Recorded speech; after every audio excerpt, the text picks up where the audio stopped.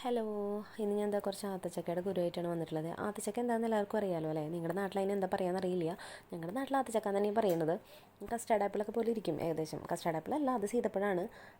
അതിൻ്റെ കുറച്ച് കുരു, ദെൻ കുറച്ച് വിറകിൻ്റെ തൊലിയൊക്കെ എടുത്തുകൊണ്ട് വന്നിട്ടുണ്ട്. പിന്നെ ഒരു കാർഡ്ബോർഡ് ബോക്സ് ഉണ്ട്, ഒരു പീസ് ഉണ്ട്. അതിനകത്ത് കുറച്ച് ഫെവിക്കോളൊക്കെ ഫിക്സ് ചെയ്തിട്ട് നമ്മൾ 2 ടിഷ്യൂ പേപ്പർ ഒട്ടിച്ച് കൊടുക്കുകയാണ്. അതൊരു ടെക്സ്ചർ കിട്ടാൻ വേണ്ടി മാത്രം കേട്ടോ. അപ്പോൾ നല്ല ടിഷ്യൂ പേപ്പറൊക്കെ ഉണ്ടെങ്കിൽ നന്നായിട്ട് ഒട്ടിച്ച് കൊടുക്കുകയാണെങ്കിൽ നമുക്ക് നല്ല ടെക്സ്ചർ കിട്ടും. എൻ്റെ ഭയങ്കര ഇച്ചിരി പഴയ ടിഷ്യൂ പേപ്പറായിരുന്നു. ഇനി ഞാൻ എന്താ പറയുക, തൊലി എടുത്തിട്ട് ജസ്റ്റ് ഇങ്ങനെ ഒരു വുഡിൻ്റെ എക്സ്റ്റീരിയർ മാതിരി പുറം ഭാഗം പോലെ ഞാൻ ജസ്റ്റ് കട്ട് ചെയ്തെടുക്കുകയാണ്. വെറുതെ കത്രിക വെച്ച് കട്ട് ചെയ്യുക. നമ്മൾ നോർമൽ ഒരു 10 രൂപയുടെ എന്താ പറയുക 10 രൂപയുടെ ഒരു ഫെവിക്കോള് വെച്ചിട്ട് ജസ്റ്റ് ഒന്ന് ഒട്ടിച്ച് കൊടുക്കുക. അപ്പം ഞാൻ പിന്നെ അതിൻ്റെ തന്നെ കുറച്ച് അവിടെ നിന്ന് നിന്നൊക്കെ കുഞ്ഞു കുഞ്ഞു പീസുകളൊക്കെ ഒടിച്ചെടുത്തിട്ട് നമ്മുടെ ബ്രാഞ്ചസൊക്കെ സെറ്റ് ചെയ്യണം. അപ്പോൾ നിങ്ങൾക്ക് ഏകദേശം ഇപ്പോൾ മനസ്സിലായില്ലേ ഞാൻ എന്താ ഉണ്ടാക്കാൻ പോണേന്ന്? വേറെ ഒന്നുമില്ല, ഒരു ട്രീ ആണ് നമ്മളോട് സെറ്റ് ചെയ്യാൻ പോകുന്നത്. അപ്പോൾ അതിൻ്റെ ബ്രാഞ്ചസൊക്കെ ഒന്ന് ഫിക്സ് ചെയ്ത് കൊടുക്കുക. നിങ്ങൾക്ക് ഇഷ്ടമുള്ള രീതിയിൽ. നമുക്ക് ഇപ്പോൾ ട്രീയുടെ ബ്രാഞ്ചസ് എന്നൊക്കെ പറയുമ്പോൾ ഇന്ന രീതിക്ക് വേണമെന്നൊന്നുമില്ല കേട്ടോ, ഇതേപോലെ തന്നെ വേണമെന്നൊന്നുമില്ല.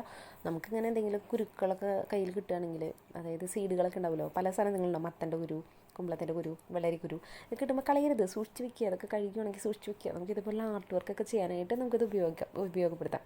അപ്പോൾ ഞാൻ ബ്രാഞ്ചസൊക്കെ ഫിക്സ് ചെയ്ത് കൊടുത്തിട്ടുണ്ട്. ഇനി നമ്മുടെ ആത്തച്ചക്ക, അതിൻ്റെ കുരു എടുത്തിട്ട് ഞാൻ എന്തെങ്കിലും ഫെവിക്കോൾ വെച്ചിട്ട് ജസ്റ്റ് ഇങ്ങനെ ഒരു ലീഫിൻ്റെ പോലെ ടെക്സ്ചർ ക്രിയേറ്റ് ചെയ്യണം. ഒന്ന് വെറുതെ ഫിക്സ് ചെയ്ത് നോർമൽ ഫെവിക്കോളിൽ ഒട്ടും ഈ സംഭവം.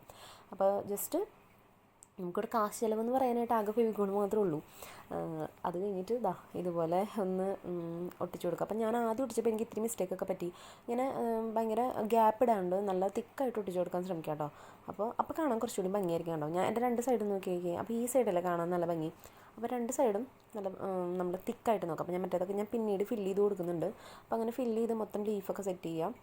ലീഫൊക്കെ സെറ്റ് ചെയ്ത് കഴിഞ്ഞിട്ട് നമുക്ക് എന്താ പറയുക, ഞാനിത് ഈ ഒരു ആർട്ട് വർക്ക് ചെയ്യുന്നതെന്ന് വെച്ച് കഴിഞ്ഞാൽ ഇത് കണ്ടപ്പോൾ എനിക്ക് ഇത് വെച്ച് എന്തെങ്കിലും ചെയ്യണമല്ലോ എന്ന് വിചാരിച്ചിട്ട് ഞാൻ ചെയ്തതാണ്. മുറ്റത്ത് ഇഷ്ടംപോലെ മീനെടുക്കുന്നുണ്ടായിരുന്നേ. അപ്പോൾ അങ്ങനെ ഞാനെടുത്ത് ചെയ്തതാണ്. പിന്നെ ഇതൊക്കെ ഞാൻ ചെയ്യുന്നതിൻ്റെ മെയിൻ ഉദ്ദേശം എന്ന് വെച്ച് കഴിഞ്ഞാൽ എൻ്റെ മോനെ ഒന്ന് എൻഗേജ് ചെയ്യിക്കാൻ വേണ്ടിയിട്ട് ചെയ്യുന്നതാണ്. അപ്പോൾ ഞാൻ വിചാരിച്ചു എൻ്റെ ചാനലിലും കൂടി ഇട്ടേക്കാം എന്ന് വിചാരിച്ചിട്ട് അങ്ങനെയാണ് ഞാൻ ഈ ഒരു യൂട്യൂബ് ചാനലിലേക്ക് വരുന്നത്. അവന് 3.5 വയസ്സായിട്ടുള്ളൂ മൂത്ത ആൾക്ക്. അപ്പോൾ അവന് ഈ TV കാണാനൊക്കെ ഇച്ചിരി കുറയ്ക്കാൻ വേണ്ടിയിട്ട് ഞങ്ങൾ ചെയ്യുന്ന പരിപാടികളാണ് ഇതെല്ലാം.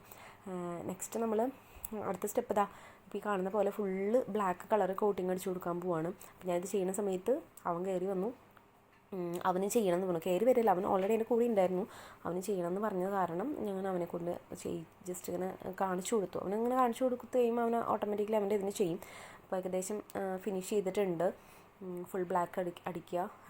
മാക്സിമം അതിൻ്റെ ഇടയിലൊക്കെ ഗ്യാപ്പുകളിൽ വൈറ്റ് കളർ നിങ്ങൾക്ക് കാണാൻ പറ്റുന്നുണ്ടെങ്കിൽ ജസ്റ്റ് വെള്ളം മിക്സ് ചെയ്തിട്ട് ഇച്ചിരി ഒന്ന് ലൂസാക്കിയിട്ട് അതിലേക്ക് ഒഴിച്ചു കൊടുത്തു കഴിഞ്ഞാൽ അവിടെ ഫിനിഷായി കിട്ടും.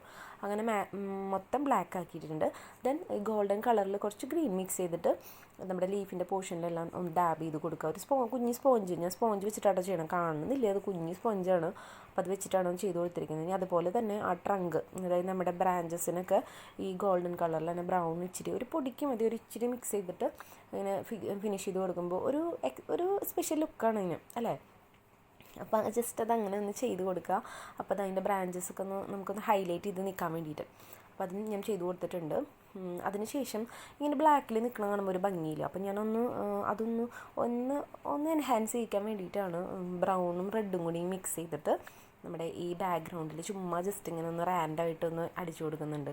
അത് ഒന്നൊരു കാണുമ്പോൾ ഒരു ലുക്ക് കിട്ടാൻ വേണ്ടി മാത്രമേ ഉണ്ടാവും. അതിന് പ്രത്യേകിച്ച് അതിൽ വലിയ അർത്ഥമൊന്നുമില്ല. ഇനി ലുക്ക് ഉണ്ടോ ഇല്ലയോ എന്നൊന്നും എനിക്കറിയാൻ പാടില്ല. എന്നാലും ഞാൻ എൻ്റേതായ രീതിക്കൊന്ന് ട്രൈ ചെയ്തതാണ്.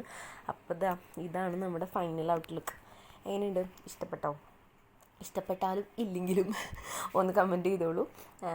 എന്തായാലും ഇത് ഞാൻ ആദ്യമായിട്ടൊന്ന് ട്രൈ ചെയ്തതാണ്. നിങ്ങളൊന്ന് ട്രൈ ചെയ്ത് നോക്കുക. നിങ്ങളുടേതായ ഐഡിയയ്ക്കിട്ടൊക്കെ ട്രൈ ചെയ്ത് നോക്കുക. ഇഷ്ടപ്പെട്ടാൽ ലൈക്ക് ചെയ്യുക, ഷെയർ ചെയ്യുക, സബ്സ്ക്രൈബ് ചെയ്യുക. Thank you.